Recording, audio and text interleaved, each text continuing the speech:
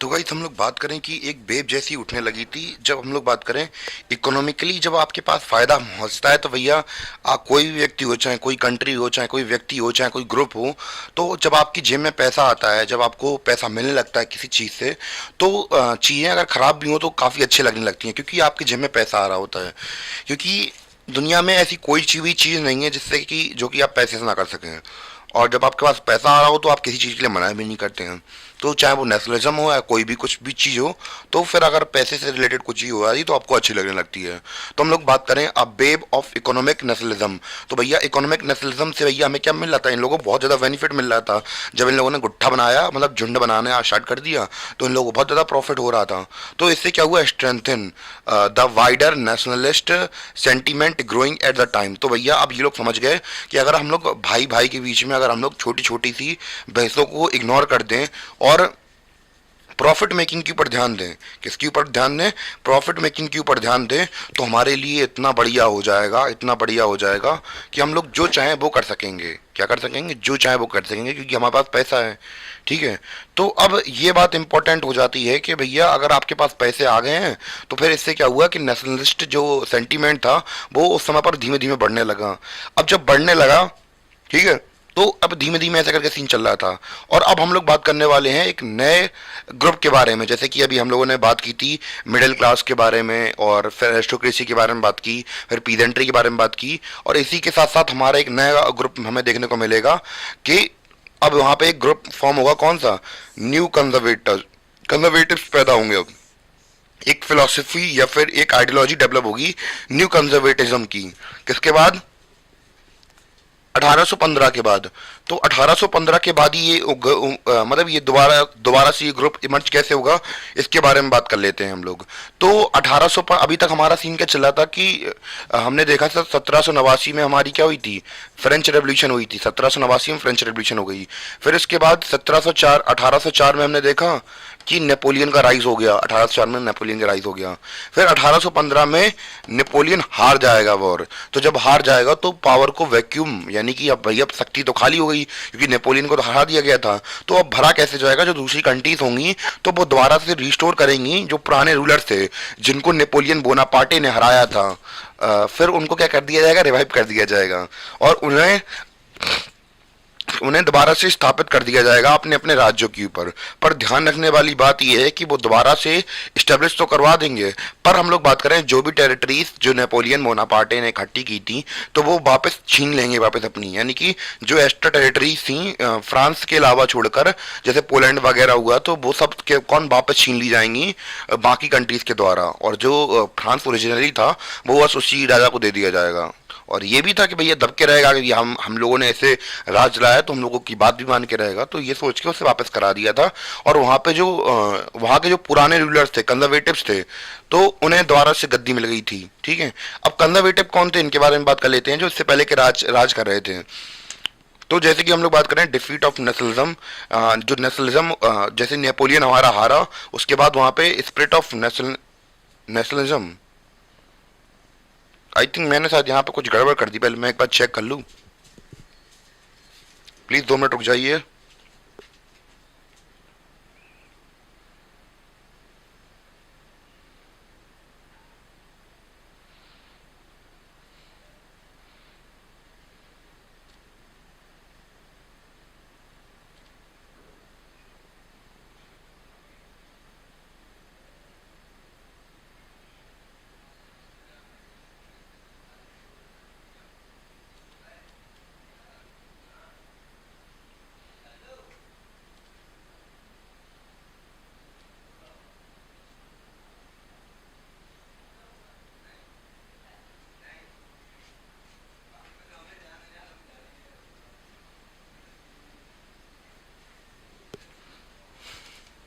हाँ गई, तो बस मैं थोड़ी यहाँ पे गड़बड़ हो गई थी।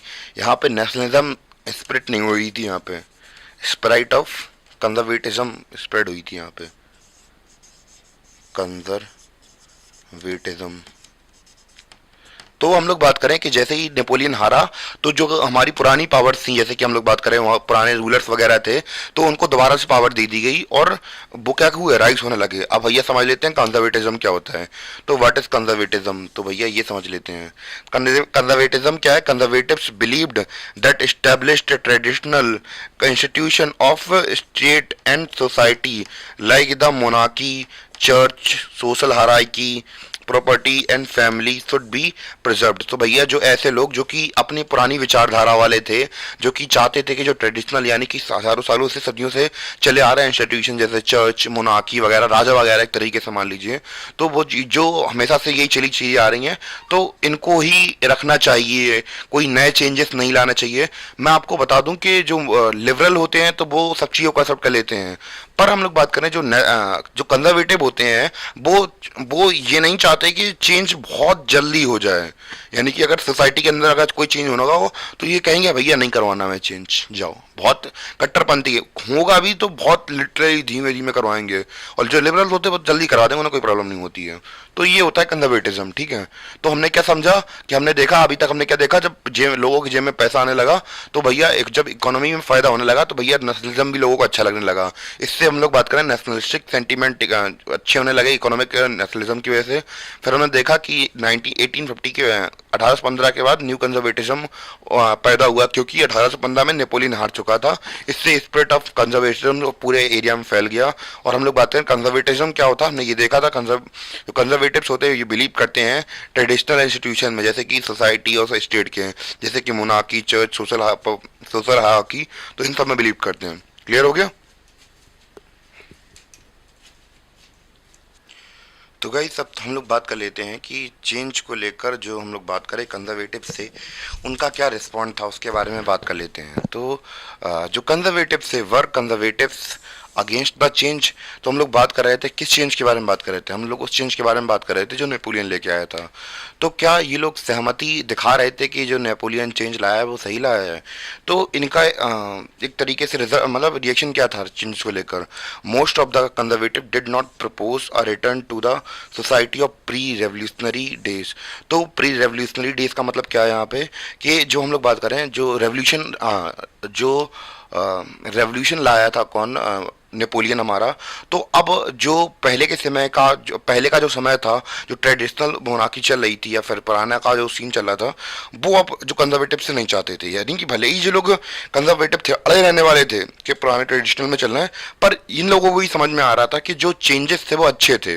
तो इन्होंने कहा कि भैया जो चेंजेस जो नेपोलियन लेके आया है, भले ही हमारे खिलाफ जाके लाया हो, पर ये जो चेंजेस हैं वो अच्छे हैं। तो जो कंजर्वेटिव थे तो उन्होंने कहा कि ये चेंजेस अच्छे हैं, हम क्या करेंगे इसे अडॉप्ट कर लेंगे। तो जो कंजर्वेटिव थे वो प्रपोज कर रहे थे, वो नहीं जाना चाह रहे थे प्री रेवोल्यूशनरी डेज, यानी कि जो आज़ादी जो हम लोग बात करें नेपोलियन के अटैक करने से पहले का समय था, या फिर जो पुरानी मोनार्की सिस्टम चल रही थी या पुराना जो भी डेज चल रहे थे उनमें नहीं जाना चाह रहे थे। Modernisation could in fact strengthen a traditional institution like monarchy. तो भैया जो मॉडर्नाइजेशन के चेंज लाए थे, यानी कि हम लोग बात कर रहे थे प्री रेवोल्यूशनरी डेज, कौन से डेज होंगे, जो डेज मॉडर्न डेज से पहले थे। अब जब मॉडर्नाइजेशन हो गई थी तो फिर जो बाकी लोग थे वो अब मॉडर्न डे में तो चाहते थे, क्योंकि भैया मॉडर्न डे क्यों चाहते थे, क्योंकि ये खुद स्ट्रेंथन कर रहा था जो हमारे ट्रेडिशनल मोनार्की थी, उसे क्या कर रहा था और मजबूत कर रहा था जो मॉडर्नाइजेशन थी, क्योंकि मिलिट्री एडवांस थी और बाकी चीज़ें भी काफ़ी अच्छी थी मॉडर्नाइजेशन की। तो इस वजह से उन्हें ये मीठी मीठी भात लग रही थी, तो वो लोग खा रहे थे इसे। कैसे कैसे अच्छी लग रही थी मॉडर्न, अब वो जैसे मैंने आपको बताया क्यों अच्छी लग रही थी, अब उसके कारण समझते हैं। Modern army and efficient bureaucracy, bureaucracy भी अच्छी थी, आर्मी भी अच्छी है। डायनेमिक इकोनॉमी, इकोनॉमी भी अच्छी है। एबॉलिश फ्यूडलिज्म, फ्यूडलिज्म को भी हटा दिया इन्होंने। अब भैया जो गले में जो आपने वो कहावत नहीं सुनी कि बगुले और लोमड़ी की कहानी, तो जो लोमड़ी गले में हड्डी, अब वो नेपोलियन कौन बन गया, बगला बन गया, और लोमड़ी कौन बन गई, अब भैया जो मोनार्क बन गए। तो भैया अब वो जो हड्डी थी किसके गले में फंसी हुई थी, लोमड़ी के गले में फंसी हुई थी, यूरोपियन गले में फंसी हुई थी, यानी कि यहाँ के राजाओं के गले में। तो उसने हड्डी उसके लोमड़ी के मुंह में डाली थी और निकाल भी ली, और जैसे ही उसने हड्डी निकाली और गच्ची ने दबा लिया उसे, तो ये सीन बन गया उसका। क्लियर। तो ऐसा सीन बन गया कि भैया अब नेपोलियन भी मर गया और हड्डी भी गले से निकल गई उनकी, तो दोनों काम हो गए अपने। तो अब इन्हें भी अच्छा, फ्यूडलिज्म से ये लोग भी एक्चुअली बताएं तो परेशान थे, क्योंकि पावर जो होती वो किसके हाथ में होल्ड थी, वो पावर थी किसके हाथ में होल्ड, वो लैंड लॉर्ड थे, उनके हाथ में पावर होल्ड थी। अब पावर किसके हाथ में चली गई, अब पावर चली गई, अब पावर चलेगी किसके हाथ में, अब पावर आ जाएगी नेपोलियन के, अरे इन लोगों के पास में आ जाएगी पावर, जो कंजर्वेटिव थे, या फिर हम लोग बात करें मोनार्क्स थे। And serfdom could strengthen the autocratic monarchies of Europe. और जो सर्फडम स्ट्रेंथन मतलब जो ऑटोक्रेसी क्लास थी वो भी क्या कर रही थी, धीमे धीमे स्ट्रेंथन हो गई थी। आई थिंक एक कॉल आ रही है, क्लियर हो गया आपको अब। तो ऐसे करके हम लोग बात करें, जो कंजर्वेटिव थे वो भी सपोर्ट कर रहे थे मॉडर्नाइजेशन को, भले ही हम लोग बात करें चेंजेस वो लोग नहीं चाहते थे, पर मॉडर्नाइजेशन इतना अच्छा था कि थोड़ा बहुत उन्होंने एक्सेप्ट कर लिया। बाकी जो उनका ट्रेडिशनल इंस्टीट्यूशन थे उनको तो अडॉप्ट करेंगे ही करेंगे, बस हम लोग बात करें कि जो नयापन था वो भी अडॉप्ट कर लेंगे साथ में। तो ये वाली बात इंपॉर्टेंट थी, तो मैंने आपको बता दी। तो गाइस अब हम लोग बात करने वाले हैं कि क्या हुआ था। जैसे कि हम लोगों ने कंजर्वेटिव क्लास के बारे में समझ तो लिया, अब उनका उदय कैसे हुआ था इसके बारे में भी थोड़ा बहुत डिस्कशन कर लेते हैं। तो जैसा कि हमें पता है कि 1815 के बाद जो नेपोलियन था वो हार गया था। तो नेपोलियन की डिफीट के साथ क्या हुआ था कि वहाँ पे टीटी वगैरह होती हैं। तो जैसे हमें पता है कि जब दो पार्टी लड़ती हैं, तो आपने स्कूल के मैटर में भी देखा होगा कि दो बंदे लड़ते हैं, वो कहते हैं भाई तू उससे बात मत करना, वो कहता ठीक है भाई नहीं करेंगे। तो ये सीन होता है, बाद में समझौता भी तो होता है भैया, 3-4 पेड़ दिए बाद में समझौता तो होना ही है। तो अब चाहे छोटे लेवल पे हो चाहे बड़े लेवल पर हो, सब जगह समझौता तो होता ही है। तो भैया ऐसे ही नेपोलियन जो नेपोलियन मरा तो उसके बाद क्या हुआ, मतलब नेपोलियन मरा नहीं, नेपोलियन को हरा दिया गया, उसके बाद ट्रीटी ऑफ वियना की गई। ट्रीटी ऑफ वियना यानी कि अब हार के बाद समझौता भी तो करना होता है। हम लोग बात करें रिप्रेजेंटेटिव ऑफ द यूरोप, तो यूरोप के रिप्रेजेंटेटिव पावर जैसे कि कौन कौन सी थी, ब्रिटेन, रशिया और प्रूशिया एंड ऑस्ट्रेलिया। तो ये कौन थे, ये भैया उनके वो वाले पार्टियों के नाम है जो कि नेपोलियन के साथ जो लोग कई युद्ध लड़ रहे थे। नाम ध्यान रख लेना, पूछा जा सकता है क्या क्या नाम है, ब्रिटेन, रशिया और प्रूशिया और ऑस्ट्रिया। तो ये 4 कंट्रीज के नाम ध्यान रखने ही है। Who had collectively defeated Napoleon. तो सोच के देखिए, कोई दुश्मन तब ताकतवर नहीं होता है जब उसे उसका अकेला दुश्मन हराता है, जब दुश्मन तब ताकतवर होता है जब उसको हराने के लिए 4-4 देश के कमांडर मिल जाते हैं। देखिए 4-4 कंट्रीज मिलके नेपोलियन के पीछे लगे थे तब जाके हरा, बनने में दम थी, तो नेपोलियन को हरा दिया 4 लोगों ने मिलके। Met at Vienna to draw up settlement. तो भैया चारों जो कंट्रीज थी वो मिले, उनके रिप्रेजेंटेटिव मिले, कहाँ पे, वियना में मिले। कहाँ मिले, वियना में मिले। अब वियना में मिलने के बाद हुआ क्या, सेटलमेंट हुई कहाँ पे, Europe. The Congress was hosted by the Austrian chancellor Duke Metternich. तो भैया नाम याद रख लीजिए, मैटरनिक, नाम क्या है, मैटरनिक, ठीक है। तो अब हुआ क्या कि भैया वहां पे कांग्रेस का मतलब होता है मीटिंग, तो भैया यहाँ पे चल रही थी क्या, वियना के अंदर चल रही थी मीटिंग। और वहां पे हम लोग बात करें जिसकी भैंस उसी की लाठी, आपने कहावत सुनी होगी, ठीक है। तो भैया यहाँ के जो चांसलर थे ड्यूक मैटरनिक, तो भैया इन्होंने कहा कि भैया अब देश हमारे देश के अंदर हो रही है तो भैया हम ही क्यों होस्ट नहीं कर देते हैं। तो होस्ट किसने की, चार्ल्स ड्यूक मैटरनिक ने इसे होस्ट किया। The main intention was to restore the monarchies that had been overthrown by Napoleon and create a new conservative order in Europe. तो इनका मकसद क्या था, कुल मिला के इधर पे नेपोलियन को हराने के बाद इन लोगों की मीटिंग बैठी, और मीटिंग में जो चार्ल्स मैटरनिक थे तो इन्होंने होस्ट किया उसको, मतलब मीटिंग को होस्ट किया। और यहाँ पे मीटिंग में ये डिस्कशन होना था कि जो कंजर्वेटिव ऑर्डर है था हमारा जो पुराने वाला, जो मतलब पुराने राजा महाराजा थे तो उनकी जो फैमिलीज थी उनको दोबारा से गद्दी पे बिठाना, और जो नेपोलियन ने हटा दिया था, और नया कंजर्वेटिव ऑर्डर को क्या करवाना, एस्टेब्लिश करवाना। आई थिंक इतना क्लियर हो गया होगा आपको कि मैंने क्या क्या बताया। तो मैं फिर से बता दूं कि जैसे ही हम लोग बात कर रहे हैं नेपोलियन हारा 1815 में, फिर ट्रीटी ऑफ वियना की गई जिसमें यूरोपियन के रिप्रेजेंटेटिव कहाँ पहुंचे, वियना में पहुंचे। और अलग कौन कौन सी कंट्री थी जिसने नेपोलियन को हराया था, ब्रिटेन, रशिया, प्रूशिया और ऑस्ट्रिया। ऑस्ट्रिया के जो प्रिंस जो ड्यूक चांसलर थे ड्यूक मैटरनिक, तो भैया उन्होंने होस्ट किया इस मीटिंग को, और उसके बाद उन्होंने डिसाइड किया कि कैसे कैसे हम लोगों को जो नया नया कंजर्वेटिव ऑर्डर है वो उठाना है, जिसको हटा दिया था किसने, पहले नेपोलियन ने, जिसमें कि फ्रेंच की जो बर्बन डायनेस्टी थी उसको रिस्टोर किया गया, ठीक है। तो आई थिंक इतना क्लियर हो गया होगा आप लोगों को, मैंने 2 बार रिवाइज करवा दिया। तो नोट्स में अगर प्रॉब्लम लग रही तो थोड़ा जूम इन और जूम आउट कर दूं जिससे कि आपको समझ में आ जाए। आई थिंक अब क्लियर हो गया होगा आपको। तो गाइस जैसा कि हम लोगों ने देखा कि टीटी ऑफ वियना हमारी हो चुकी थी। अब हम लोग बात करने वाले हैं टीटी ऑफ वियना के अलावा क्या क्या चीज़ें चल रही थी, इसके बारे में हम लोग अब बात करने वाले हैं। तो सबसे पहले हम लोग मोटिव समझते हैं ट्रीटी ऑफ वियना का करने का रीज़न क्या था, यानी कि हम लोग बात करें क्या चाहते थे ये जो दूसरी कंट्रीज थी। तो बेसिकली हम लोग बात करें कि जो हम लोग बात करें जब फ्रांस को हराया गया, तो भैया जो भी टेरिटरीज जो कि हम लोग बात करें नेपोलियन ने अपनाई थी या फिर कब्जा की थी, तो उन्हें वापस लेना और एक तरीके से जो फ्रांस के लोग थे उन्हें बताना था कि भैया आप ऐसे ही मोनाको को नहीं हटा सकते हैं। और इन्होंने क्या किया, हम लोग बात करते हैं टीटी ऑफ वियना में हमने देखा क्या किया कि क्या क्या चेंजेस आए थे, पहले वो समझ लेते हैं कि इन्होंने बर्बन जो डायनेस्टी थी, इससे पहले हम लोग बात करें बर्बन डायनेस्टी कौन थी। जैसे कि हम लोगों ने लुई 16 की बात की थी, फ्रेंच रेवोल्यूशन की बात की, तो वो कौन थी, बर्बन डायनेस्टी के ही रूलर थे। तो दोबारा से रिस्टोर किया गया कि भैया उन्हें बताया गया लोगों को कि भैया इतनी आसानी से मोनार्की जाने वाली नहीं है। ठीक है, बर्बन डायनेस्टी को इंस्टॉल किया गया, वहाँ पे दोबारा से री इंस्टॉल किया गया। ठीक है, which had been deposed during the French Revolution. तो फ्रेंच रेवोल्यूशन के दौरान हम लोगों ने अभी हाल बात की थी, जब फ्रेंच रेवोल्यूशन चल रही थी उस समय पर हम लोगों ने बर्बन डायनेस्टी को हरा दिया था यहाँ के लोगों ने। ठीक है, वाज रिस्टोर्ड टू पावर, तो इन्हें पावर में दोबारा से लाया गया। क्यों लाया गया, अभी हाल मैंने आपको बताया, क्योंकि भैया के जो आसपास के रूलर थे, जो कंट्री जीती थी, उनके मन में डर था कि अगर अपने आप को बचाना है तो पड़ोसी को देखकर पड़ोसी भड़बड़ाता है कस के।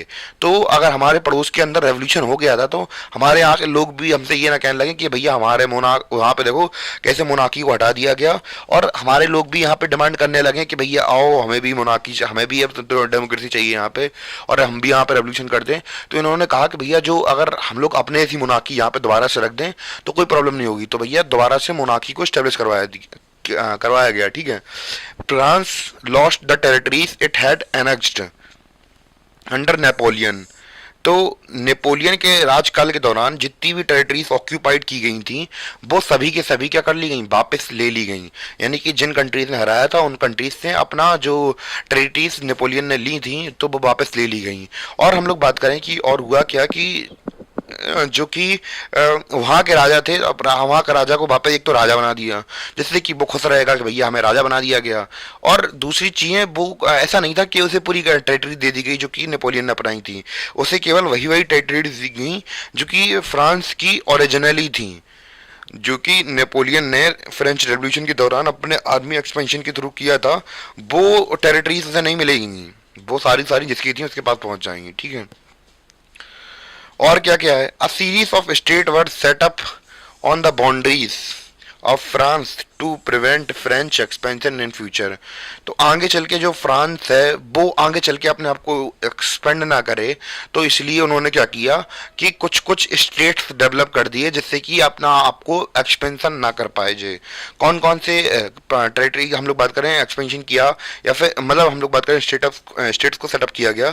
दस द किंगडम ऑफ नीदरलैंड, तो भैया ये स्टेट को सेटअप किया गया किंगडम ऑफ नीदरलैंड। तो ये है क्या, किंगडम ऑफ नेदरलैंड को सेटअप किया गया, विच इंक्लूड बेल्जियम। इसके अंदर हम लोग बात करें बेल्जियम सेटअप किया गया नॉर्थ में, कहाँ पे, नॉर्थ में। एंड गोयना कहाँ सेट किया गया, ये किया गया हम लोग बात करें साउथ में। और हम लोग बात करें Prussia was given the important new territory on it's western frontier. तो वेस्टर्न फ्रंटियर पर ऑस्ट्रेलिया को हम लोग बात करें, प्रूशिया को कुछ इंपॉर्टेंट टेरिटरी दी गई, और ऑस्ट्रिया को हम लोग बात करें कंट्रोल दिया गया नदर्न इटली का। तो ऐसे करके हम लोग बात करें जो नए स्टेट थे वो सेटअप कर दिए गए फ्रांस की बाउंड्री के आसपास, जिससे कि लगाम लगाई जा सके घोड़े को, क्योंकि लोग घोड़ा जैसे ही भागे इन लगाम को खींच दो और वहीं ट्रैप कर लो। तो ऐसे करके कुछ कंक्लूजन निकला था टीटी ऑफ वियना के बाद, ये चेंजेस किए गए थे इंपॉर्टेंट। ठीक है, आई थिंक क्लियर हो गया होगा आप लोगों को जितना चीज़ें मैंने बताई। एक बार चीज़ों को समराइज और कर दे रहे हैं जिससे कि आपको कोई प्रॉब्लम ना हो। तो हमने क्या क्या चेंजेस देखे कि बर्बन डायनेस्टी जो थी वो दोबारा से रीस्टेब्लिश कर दी गई थी। क्योंकि भैया एक तो पहली बात तो हमारे यहाँ पे खतरा ना आए कि भैया हमारे यहाँ के लोग विद्रोह ना कर दें कि भैया हमारे यहाँ भी फ्रेंच रेवोल्यूशन क्यों नहीं होती है। इसलिए उन्होंने कहा कि भैया अपने पड़ोसी को अपने ऐसा रखेंगे तब जाके बात बनेगी, वरना हमारे यहाँ के लोग भी रेवोल्यूशन कर देंगे। ठीक है, तो बर्बन डायनेस्टी को दोबारा से स्टेब्लिश कर दिया गया। और जो हम लोग बात करें कि फ्रांस के ने जो भी टेरिटरी जीती थी फ्रेंच रेवोल्यूशन के दौरान, या फिर बात करें नेपोलियन के द्वारा जीती गई थी, उन सभी को वापस क्या कर लिया गया है, उन सभी को वापस ले लिया गया फ्रांस से। और भैया कुछ नए स्टेट्स बनाए गए जिससे कि जो फ्रांस है वो अपना एक्सपेंशन ना कर सके फ्यूचर में। ठीक है, आई थिंक इतना क्लियर हो गया होगा आपको। और लास्ट में हम लोग बात करें कि रशिया को क्या मिला। Russia was given part of Poland while Prussia get a portion of Saxony. तो ये था सीन हमें देखने को मिला था। तो ये सीन कहाँ पे था, तो यूरोप को हम लोग बात करें, यूरोप की पुरानी आदत है, बहुत बहुत सी पुरानी आदतें हैं, छोड़ो हटाओ। तो हम लोग बात करें फ्रांस की, हम लोग बात कर रहे थे फ्रांस को इतने भागों में तोड़ दिया गया और उसे बांट लिया गया आपस में। और हम लोग एक तरीके से यही समझ सकते हैं, तो टीटी ऑफ वियना का मतलब ही यही था कि भैया जैसे नहीं अब रहने दो, छोड़ो, बदतमीजी हो जाएगी।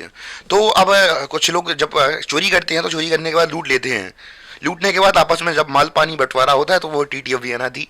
और फिर बांट दिया गया, सारी चीज़ों को आपस में बांट लिया गया, ये माल मेरा, ये माल तेरा, ये माल मेरा, ये माल तेरा, ये माल मेरा, वो माल तेरा। तो बस ऐसे करके बंटवारा हो गया। तो मेन ऑब्जेक्टिव क्या था, हम लोग बात करें टीटी ऑफ वियना का, क्या था कि भैया बांट, अब भैया जो दोबारा से जो हमारी मोनार्की बनी हुई थी उसको दोबारा से रीस्टेब्लिश करवाने का मोटिव था इनका, और कुछ नहीं था। बस इसीलिए टीटी ऑफ वियना हुई थी, ऐसा कुछ खास नहीं था। तो गाइस अब हम लोगों ने इतनी सारी चीज़ें बात कर ही ली हैं। अब हम लोग थोड़ी बहुत जो अलग अलग सोसाइटी थी इनके बीच में चल क्या रहा था, सोसाइटी के बीच में जो अलग अलग पीपल थे उनके बीच में चल क्या रहा था ये समझते हैं। तो भैया हम लोग बात करने वाले हैं कंजर्वेटिव्स के बारे में, जो ऐसी विचारधारा रखते थे कंजर्वेटिव वाली। तो वो क्या है, न्यू कंजर्वेटिव। तो भैया हम लोग कंजर्वेटिव उन्हीं की बात करें जिसके बारे में अभी थोड़ी देर पहले बात की थी, कि नई क्लास इमर्ज होके आई थी, जो कि मॉडर्नाइजेशन के जो लॉस वगैरह थे उन्हें अच्छे लग रहे थे, वो अपने पुराने रिजीम में वापस नहीं आना चाह रहे थे, पर अपनी जो ट्रेडिशनल हम लोग बात करें इंस्टीट्यूशंस थे उनको वो लोग प्रिजर्व करके रखना चाह रहे थे। तो ये वो वाले नए कंजर्वेटिव्स हैं। और वर्सेस सोसाइटी, यानी कि आम लोग कैसी क्या विचारधारा रखते हैं इनके खिलाफ में या फिर इनकी रिजीम के बारे में। कंजर्वेटिव रिजीम सेटअप इन 1815 वर ऑटोक्रेटिक।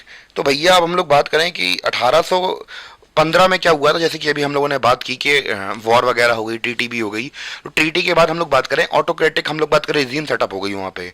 और हुआ कि अब ये लोग बहुत ज़्यादा पहले की तरह ऐसा तो नहीं था, नेपोलियन थोड़ी बहुत सुनता भी था, अच्छे रिफॉर्म भी लाया था केवल, पर ये लोग कहते थे ये लोग केवल अपना फ़ायदा देखने वाले मुझे थे, ठीक है। तो ये लोग केवल अपना फ़ायदा देख रहे थे। और हमने क्या देखा था, अब जो जनता थी, आम जनता थी, अब वो कैसी थी, आम जनता का सीन ये था कि वो लोग थे देखो बहुत ज़्यादा गरीब। 1789 से पहले, 1789 से पहले जब फ्रेंच रेवोल्यूशन नहीं हुई थी, तो जैसा राजा कह देते थे वैसा मान लेते थे। तपड़ी मार दी पीछे से, यार राजा साहब मारा नहीं करो, दर्द होता है, ऐसी एक्टिंग करते हैं, ठीक है। अब पर क्या हुआ कि जब एक बार फ्रेंच रेवोल्यूशन हो गया, फ्रेंच रेवोल्यूशन खत्म हुआ, तो अब ये टपली मारें, सिंहासन से उखड़ा देंगे तुमको। तो ऐसा बिहेवियर हो गया था। तो धीमे धीमे जब आप लोग एक बार एक चीज़ को कर लेते हैं लाइफ में, तो फिर धीमे धीमे, इसीलिए किसी ने कहा है कि आपको जिस चीज़ से डर लगता है आप सबसे पहले वो करिए, तो आपका अपने आप डर खत्म हो जाएगा। तो ऐसा हम लोग बात करें कि एक बार जब इन लोगों ने सरकार उखाड़ दी थी राजाओं की, तो भैया इनने कहा ठीक है, छोड़ेंगे नहीं तुमको, तक तोड़ेंगे नहीं जब तक छोड़ेंगे नहीं तुमको, ऐसे बात करने लगे थे। मतलब हम मिडिल क्लास की बात कर रहे हैं, वैसे ही मिडिल क्लास इमर्ज हो चुका था धीमे धीमे। और वैसे ही आपके पास जब पैसे की गर्मी आ जाती है तो फिर सब कुछ अच्छा लगने लगता है। तो ये वाला सीन था, ठीक है। They did not tolerate criticism, they did not tolerate criticism and dissent and sought to curb activities that questioned the legitimacy of autocratic governments।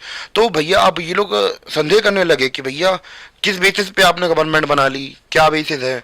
तो अब ये मतलब कोई एक तरीके से क्वेश्चन करने लगे कि भैया कैसे रूल कर रहे हो आप लोग, ऐसे थोड़ा किया जाता है, कुछ भी अपने मन से बना लिया है तुमने। तो ये सारा सीन था। Most of them impose censorship loss of control what was said in news paper with French Revolution. तो भैया हम लोग बात करें कि ये लोग अब और ज़्यादा चीज़ें ख़राब करने लगे। क्या क्या चीज़ें ख़राब करने लगे, क्या छपना है क्या नहीं छपना है, हर चीज़ के ऊपर रोक लगा दो, हर चीज़ को मना करो। तो अब कोई जनता होती है, पहले ठीक था, ठीक है, जब तक बच्चे थे तो ठीक था, अब तो बड़े हो गए, अब तो जेब में पैसा आ गया है ना, तो अब बकवास नहीं करने का हमसे। तो क्वेश्चन करने लगे, ठीक है भैया, और पीछे मुड़ के देख रहे हैं और लोगों के मन में अब क्या चल रहा था, लिबरल्स थे हमारे, उनके मन में क्या चल रहा था, उनके मन के अंदर मेमोरीज थी किसकी, फ्रेंच रेवोल्यूशन की। तो अब वो ये इंस्पायर कर रही थी लिबरलिज्म, जो हमारे लिबरल्स थे वो उनको इंस्पायर कर रही थी। ध्यान है बेटा, पिछली बार तो मैं उखाड़ के फेंका था, फिर से उखाड़ के फेंक देंगे तुमको। तो ये वाला सीन चल रहा था इन लोगों के बीच में, ठीक है। आई थिंक इतना क्लियर हो गया होगा।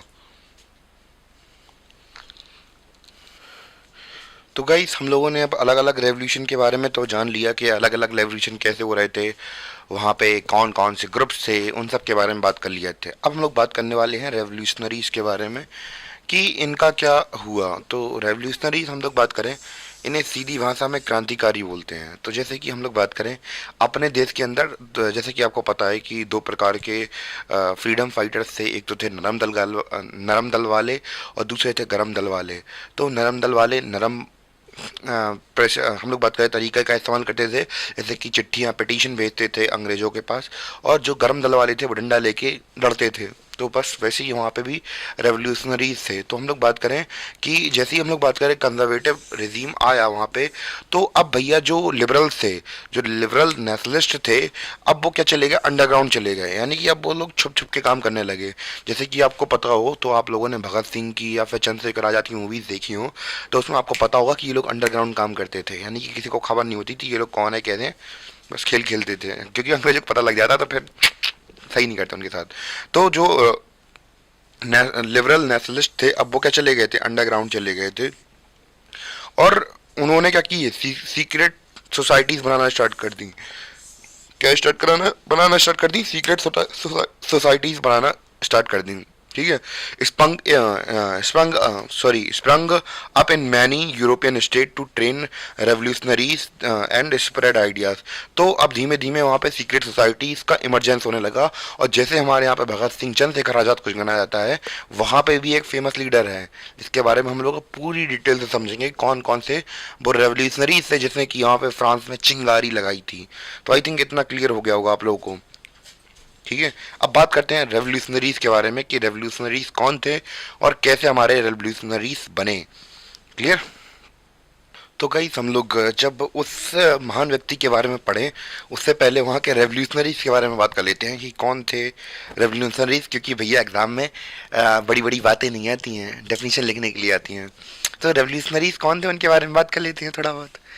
तो भैया इन्होंने रेवोल्यूशनरीज कौन थे, कमिटमेंट ली थी। क्या ली थी, commitment to oppose monarchial forms that had been established after Vienna's convention. तो भैया वियना कन्वेंशन के बाद जो भी हम लोग बात करें इंस्टीट्यूशंस या फिर मोनार्की जो एस्टेब्लिश हुई थी, उसका क्या करेंगे, अपोज करेंगे वियना कन्वेंशन के बाद। And to fight for liberty and freedom.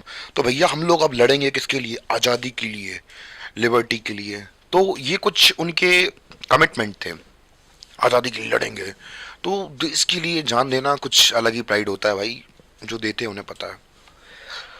Salute for them, ठीक है। Most of these revolutionaries also saw the creation of nation state as a necessary part of struggle for the freedom.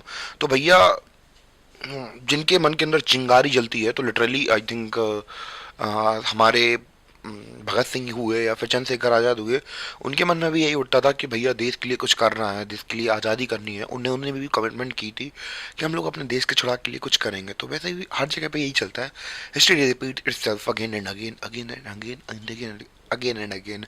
ऐसा नहीं है कि आज से पहले या फिर समय में अतीत में ऐसा ना हुआ हो कि बहुत बड़े बड़े एम्पायर खड़े हुए हों।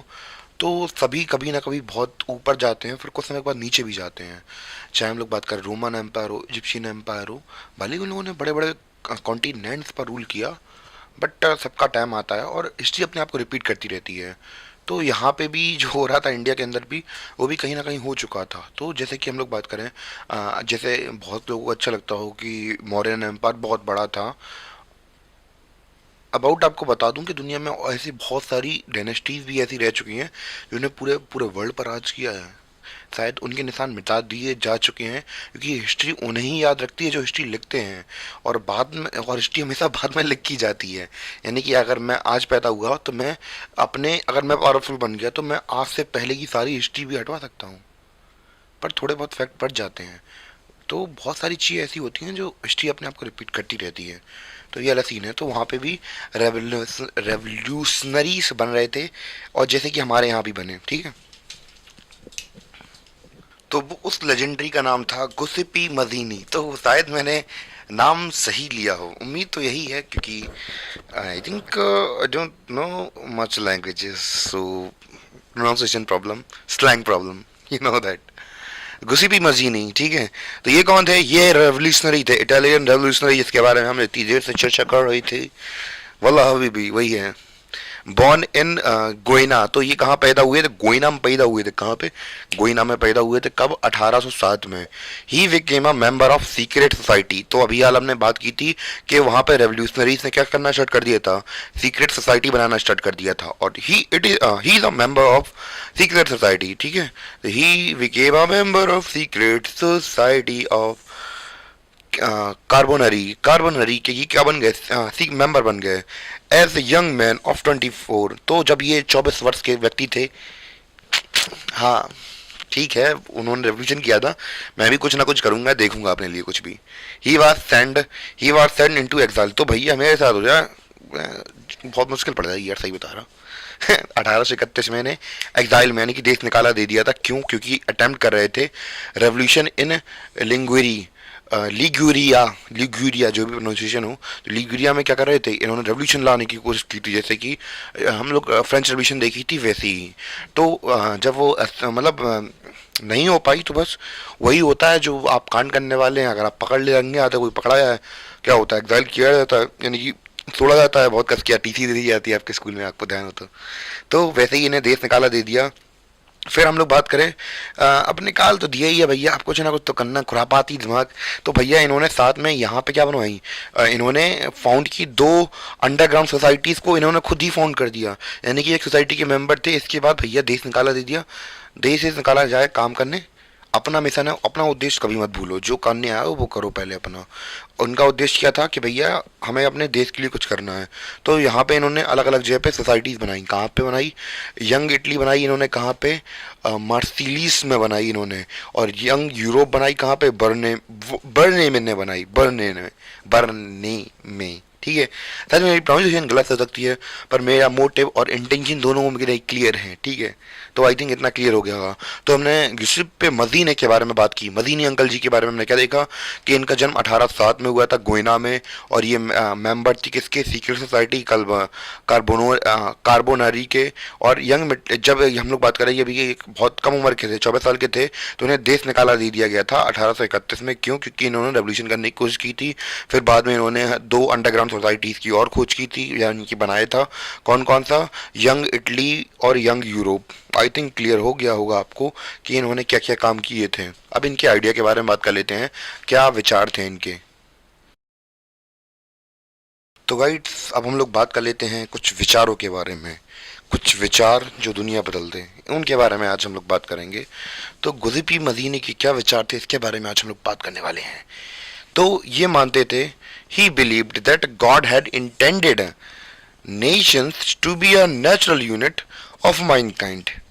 तो मानते ये थे कि भैया नेशन, हम लोग बात करें क्या है, एक नेचुरल यूनिट है, किसका? गॉड के द्वारा बनाया हुआ मैनकाइंड के लिए एक नेचुरल यूनिट है, इसको बनना चाहिए। और जो इसको बनने से रोकते हैं, कौन?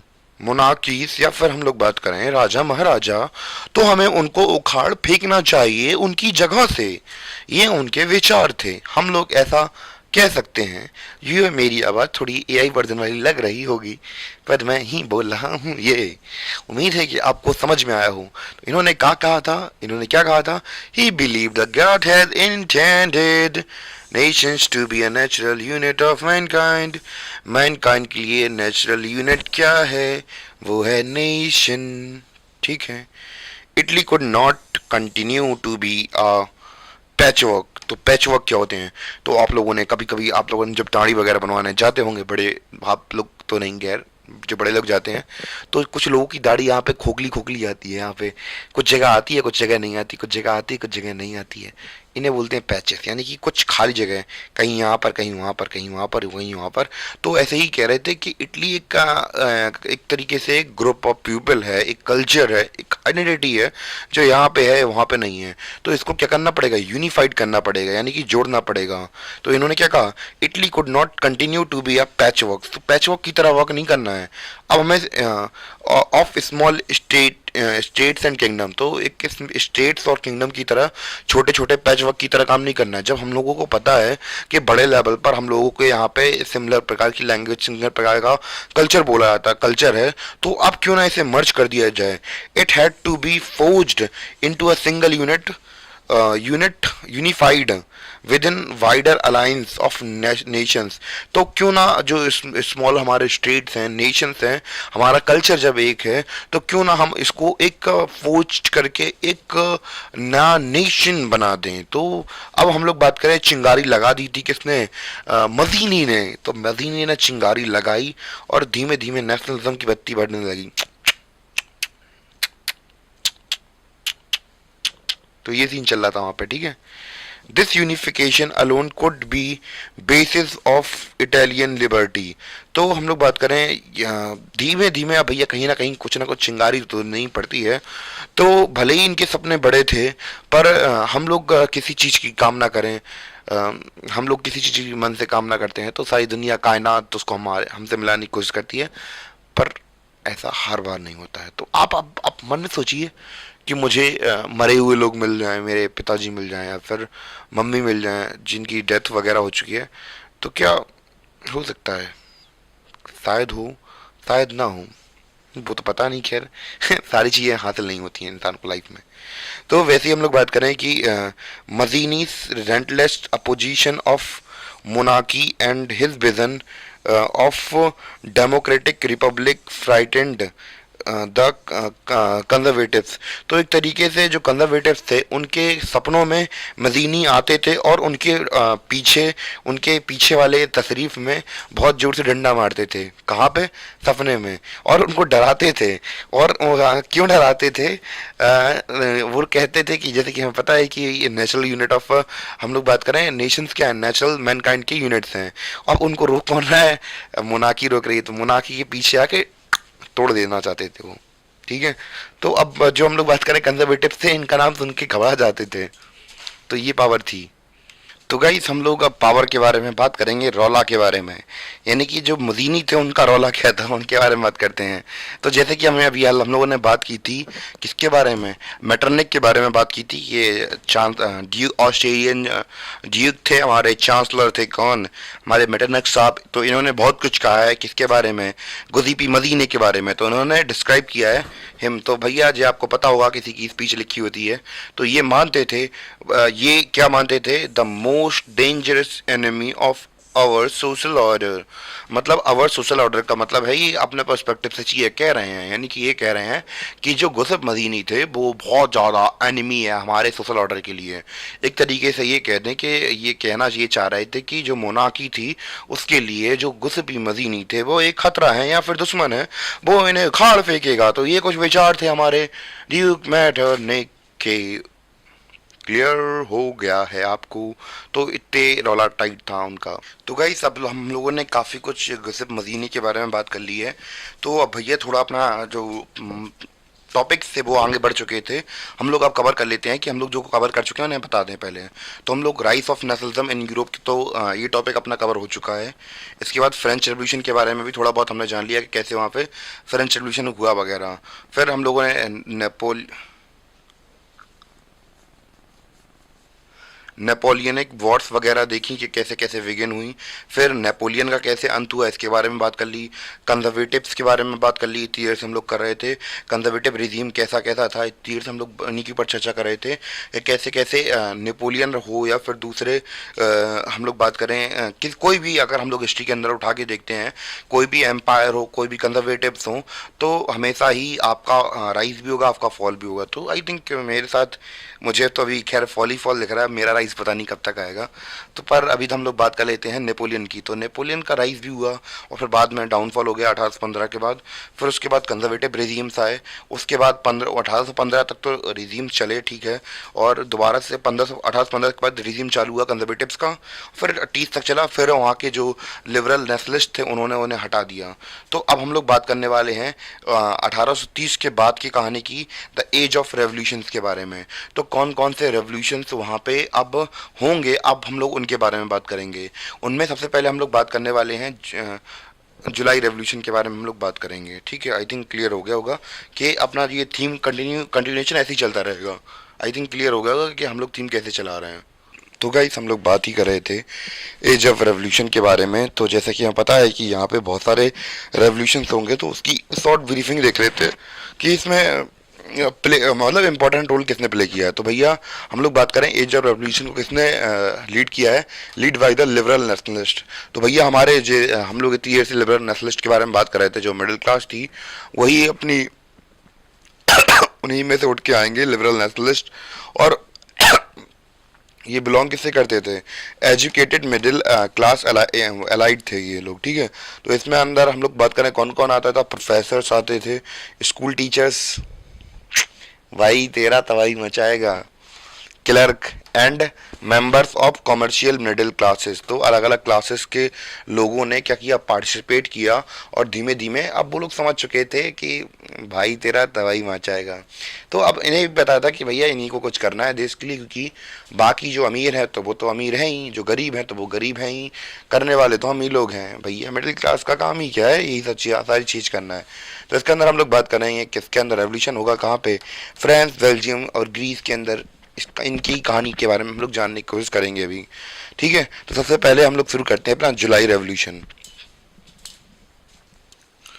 तो गाइस अब हम लोग बात करने वाले हैं जुलाई रेवोल्यूशन के बारे में। तो जुलाई रेवोल्यूशन के बारे में अगर हम लोग बात करें तो जैसा कि हमें पता है कि जो हमारे ड्यूक मेटरनिक साहब थे, तो ये इन्हें बहुत कुछ बोलने की आदत थी। तो इन्होंने कहा भी था एक बार, इन्होंने क्या कहा था, इन्होंने कहा था कि when France sneeze the rest of Europe catch cold, यानी कि जब फ्रांस छींकता है तो फ्रांस ने छींका तो पूरा की पूरा यूरोप में ठंड लग गई, ठंड कैच कर ली उन्होंने। तो ऐसा क्यों कहा, तो हम लोग बात करें कि जो रेवोल्यूशन की आग थी वो तो केवल हम लोग बात करें नेशनलिज्म की जो आग थी केवल हम लोग बात करें फ्रांस में थी। तो भैया जब फ्रांस ने छींक मारी तो पूरे के पूरे यूरोप में हम लोग बात करें ठंड लग गई।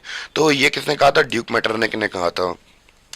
और ऐसा क्यों कहा था, तो इन्होंने ऐसा इसलिए कहा था क्योंकि जो बर्बन डायनेस्टी थी, वो Bourbon kings who had been restore to power during the conservative reactions after 1815, यानी कि 1815 के बाद जो हमारे बड़े बड़े लोग थे, राजा महाराजा दोबारा से रिस्टोर किए गए थे बर्बन डायनेस्टी के किंग, इनके साथ क्या हुआ, इनके साथ बहुत गलत चीज हुई। Were now overthrown by liberal revolutionaries, यानी कि इन्हें अपनी गद्दी से हटा दिया गया और इनसे कहा गया कि तुम भैया क्या बन जाओ। इन्हें ऑफर दिया गया installed a constitutional monarchy with Louis Philips at its head. तो भैया इनसे कह दिया कि भैया आप अब हट जाओ, अब आप तो केवल बस कॉन्स्टिट्यूशनल मोनार्की के ऊपर साइन कर दो कि भैया अब आप नाम मात्र के राजा हैं, आपसे कॉन्स्टिट्यूशन में जो लिखा जाएगा आप वही करोगे, और आपकी जितनी भी शक्तियां थी, जैसे कि हम लोग बात करें जो भी करना हो करते रहो, जिसको मारना हो उसे मारो, ये सब आपकी जितनी शक्तियां हैं सब खत्म। जो हमसे आपसे हम लोग आपसे कह दें वो आपको मानना पड़ेगा, नहीं तो फिर हट जाओ आप। तो इन्होंने कहा भैया अब खिसियानी बिल्ली खम्मा नोचे, अब जा रहा है तो भैया कुछ है भी नहीं, अब कुछ कह भी नहीं सकते हैं, कुछ बचा भी नहीं है हमारे पास। मैंने कहा ठीक है जो मिल रहा है उतने में कुछ रवा जाए, बाकी सब हटाओ, क्या कहते हैं। इन्होंने भी एक्सेप्ट कर लिया कि हाँ भाई हम कॉन्स्टिट्यूशनल मोनार्क बन जाएंगे हम। तो गाइस ऐसे ही करते करते हम लोग बात करें स्पार्क हुई क्या अपराइजिंग, यानी कि यहाँ भी क्रांति खड़ी हुई, और ब्रुसेल्स जो था वो हम लोग बात करें बेल्जियम से हम लोग बात करें क्या हुआ, टूट गया। किससे हम लोग बात करें यूनाइटेड किंगडम, यानी कि बात करें बेल्जियम किससे अलग हो गया, नीदरलैंड से अलग हो गया इसी के साथ में, ठीक है। तो गाइस अब हम लोग बात कर लेते हैं अपने अगले रेवोल्यूशन के बारे में, जो है हमारा क्या, ग्रीक वॉर ऑफ इंडिपेंडेंस। इसको उसको समझते हैं क्या था, ग्रीक के अंदर क्या हुआ और कैसे कैसे चीज़ें वहाँ पे ट्रांसफॉर्म हुई, उनके बारे में आज हम लोग बात करेंगे। तो ग्रीक के बारे में बात करते हैं। तो the an event that mobilised nationalist feeling among educated elite across Europe. तो भैया अब हम लोग बात करें कि एक नेशनलिस्टिक फीलिंग जागी, किसके लिए? ग्रीक के लिए। क्यों जागी? क्योंकि भैया एक तरीके से कहा जाए तो जो पूरा आप लोग यूरोप देखते हैं उसकी जो स्टार्टिंग है, चाहे वो रोमन एम्पायर हो, चाहे हम लोग बात करें रेनेशा के लिए जो भी इंग्रेडिएंट चाहिए थे वो कहाँ से आए थे? रोमन एम्पायर से। और वो इनिशियली कहाँ से उजागर हुए थे? वो ग्रीस से ही उजागर हुए थे। तो एक तरीके से एक मदरलैंड या फादरलैंड आप लोग समझ सकते हैं पूरे यूरोप के लिए, या फिर पूरे यूरोप की जननी समझ सकते हैं किसको? ग्रीक को। तो भैया अब इसके ऊपर हो गया था ऑक्यूपेशन, यानी कि हम लोग बात करें कि ऑक्यूपाइड कर लिया था किसने? इसे ऑक्यूपाइड कर लिया था ओटोमन एम्पायर ने। किसने ऑक्यूपाइड कर लिया था? ओटोमन एम्पायर ने। कब से? 15 सेंचुरी में। ठीक है, अब लोगों को लग रहा था कि भैया अपने देश के लिए, अपनी मम्मी के लिए कुछ करना पड़ेगा, अपने मातृभूमि के लिए कुछ करना पड़ेगा, हमारा पूरा यूरोप वहीं से निकला है। तो भैया इन लोगों को लग रहा था, अब एक साइड तो आप लोग क्रिश्चियनिटी देख रहे थे और दूसरी साइड हमें दिख रहा था क्या? मुस्लिम एम्पायर दिख रहा था। ओटोमन एम्पायर यहाँ पे मैं बता दूं मुस्लिम एम्पायर है ये, और काफी पावरफुल भी था उस समय पर 15-16 सेंचुरी में। तो अब ओटोमन एम्पायर के हाथ में आ गया क्या भैया? ग्रीस। और Greece is a very most important place for everyone, चाहे वो क्रिश्चियनिटी हो चाहे मुस्लिम्स हो, तो सबके लिए इंपॉर्टेंट है। तो इन्होंने ग्रीस को कब्जे में कर लिया। ठीक है, तो अब यहाँ पे नेशनलिस्टिक फीलिंग जागने लगी यहाँ ग्रीस यूरोप के लोगों के अंदर कि भैया अपनी मदरलैंड को क्या करना? छुड़ाना है। The growth of revolutionary nationalism in Europe sparked off a struggle for independence amongst the Greek which began in 1821। तो 1821 में इसको लेकर बहुत सारी अब पहल शुरू होंगी धीमे धीमे कि भैया अपने जो मदरलैंड है उसको दोबारा से जिंदा करना है, उसको बचाना है। किससे? मुस्लिम एम्पायर से। Nationalists in Greece got support from other Greek living in exile and also from many West Europeans who had sympathized from ancient Greek culture। तो जो ancient Greek culture था उस वही जननी थी इसकी, आज की हम लोग बात करें यूरोप की। तो भैया अब उन्होंने कहा कि भैया जो लोग बाहर भी चले गए थे, जिन्हें देश निकाला दे दिया गया था, या फिर जो दूसरे यूरोपियन थे, सब ने सपोर्ट किया, सब ने सिंपैथाइज किया कि ये हमारी मातृभूमि है, हमें इसके लिए बलिदान देने पड़ेंगे और इसके लिए हमें जो भी करना पड़े हम हर वो चीज करेंगे जो हम अपने देश के लिए कर सकते थे। वही हमारा ग्रीस हमारा देश है, तो हम उसके लिए जो चाहें वो करेंगे, जितना हो सके उतना हम लोग अपने देश के लिए करने की कोशिश करेंगे। तो गाइस हम लोग बात कर रहे थे, थोड़ा बहुत और पॉइंट बचे हैं ग्रीक सिविलाइजेशन के बारे में, कि जो पोएट और आर्टिस्ट थे उन्होंने क्या कहा कि जो भैया ग्रीस है वो क्या है? कार्डेल है यूरोपियन सिविलाइजेशन का, यानी कि एक तरीके से मदरलैंड कह सकते हैं आप लोग। ठीक है, एंड मोबिलाइज पब्लिक ओपिनियन। तो पब्लिक ओपिनियन को चेंज करने के लिए, जैसे कि हमने बात की थी पहले कि नेशनलिज्म के इंजेक्शन कैसे डाले जाते हैं, तो वो तरीका क्या होता है? वो तरीका होता है पोएट और आर्टिस्ट ही वो चीज़ें कर पाते हैं, पिक्चर्स बनाते हैं, कविताएं लिखते हैं, गाने लिखते हैं, तो वही तरीका होता है। तो वहाँ पे भी पब्लिक ओपिनियन को सपोर्ट करने के लिए, मतलब कि ग्रीस की आज़ादी करने के लिए, किससे? मुस्लिम एम्पायर से। वो लोग बहुत ज़्यादा ऐसे पोएम्स लिखेंगे, आर्टिस्ट सिंगर्स जो होंगे वो गाने लिखेंगे कि जो ग्रीस है वो क्या है? कार्डेल है यूरोपियन सिविलाइजेशन का, तो इसको बचाना हमारी जिम्मेदारी बनती है। तो ऐसा। फिर हम लोग बात करें ट्रीटी ऑफ कॉन्स्टेंटिनोपल होती है कब? 1832 में, और जिसमें ग्रीस को एज अ इंडिपेंडेंट नेशन घोषित कर दिया जाता है। और इसे फिर 1832 के बाद हम लोग बात करें कि आज़ादी मिल गई थी किससे? ओटोमन एम्पायर से। ठीक है, इतना क्लियर हुआ। फिर से हम लोग थोड़ा रिवाइज कर लेते हैं कि पोएट और आर्टिस्ट ने यहाँ पे ग्रीस को कार्डेल ऑफ यूरोपियन सिविलाइजेशन कहा, और इस वजह से हम लोग बात करें पब्लिक ओपिनियन बनाने के लिए, और जो दूसरे यूरोपियन कंट्रीज थी उन्होंने सपोर्ट किया, और बाद में 1832 में ग्रीस को ऐसा नेशन, इंडिपेंडेंट नेशन एक स्टेटस मिल गया और ओटोमन एम्पायर से इसे छुड़ा लिया गया। क्लियर? तो गाइस एक व्यक्ति के बारे में दिया गया है Greek war of independence related, तो इनके बारे में भी और देख लेते हैं। तो फिर ये व्यक्ति जो थे वो इंग्लैंड से थे और इनका नाम क्या था? लॉर्ड बेरन। तो लॉर्ड बेरियर हम लोग बात करें, एक इंग्लिश पोइट थे भैया, कविकार थे, यानी कि कवि, एक तरीके से पोइट कह सकते हैं हम लोग, पोइट थे ये। और ये ग्रीक का वॉर ऑफ इंडिपेंडेंस में ये लड़ना चाहते थे और ये सपोर्ट करते थे किसको, ग्रीक को। तो भैया ये इन्होंने स्टार्टिंग में तो काफ़ी पैसा फंड वगैरह रेज किए वॉर के लिए, ये फंड्स मतलब पैसा इकट्ठा किया, और बाद में ये खुद लड़ने के लिए चले गए कहाँ पे, वॉर में। और फिर वहाँ पे इनकी मृत्यु हो गई 1824 में। किसमें इनकी मृत्यु हो गई 1824 में, बुखार के कारण। ठीक है, हो गई तो हो गई, अब क्या कहते हैं। तो एक दो आदमी दे दिए जाते हैं, हम लोग बात करें कि जस्टिफाई करने के लिए किसी वॉर को, तो फिर उनका नाम आ गया था। ठीक है, क्लियर। तो इन्हें क्या मिल गया, इन्हें मुक्ति मिल गई, मतलब मौत आ गई इनकी फीवर से।